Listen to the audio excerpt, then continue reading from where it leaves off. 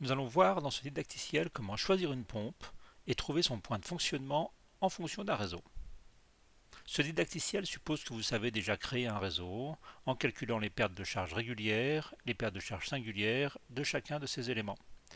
Et vous savez enregistrer dans l'inventaire un tronçon et ses éléments. Nous ouvrons donc un tronçon de réseau que nous avons enregistré. Ce tronçon exemple est fourni avec le logiciel Mekaflux.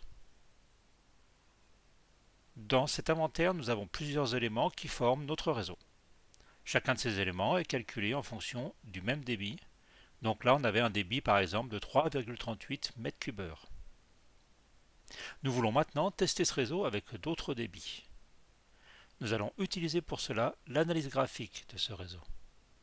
Le réseau de l'inventaire est chargé dans l'analyse graphique. Nous pouvons refermer Mekaflux et utiliser uniquement l'interface de l'analyse graphique avec son réseau chargé.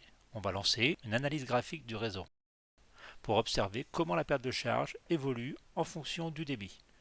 La plage de débit testée va de 0 à 100 m3 ici. Nous lançons l'analyse. Cette analyse graphique permet de détailler l'évolution de la perte de charge en fonction du débit.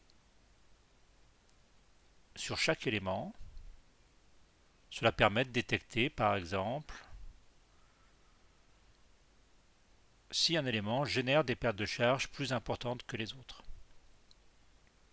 Nous avons donc vu comment évolue cette perte de charge ici. Mais maintenant, nous avons besoin de choisir et sélectionner une pompe.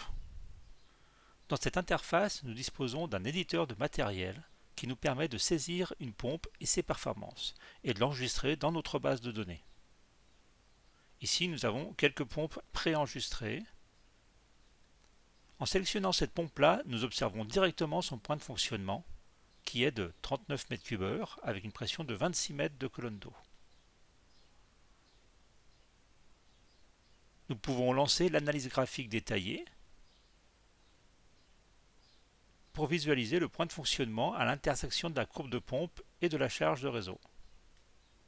Nous voyons la courbe de charge de notre réseau ici, son évolution en fonction du débit et la courbe de pompe.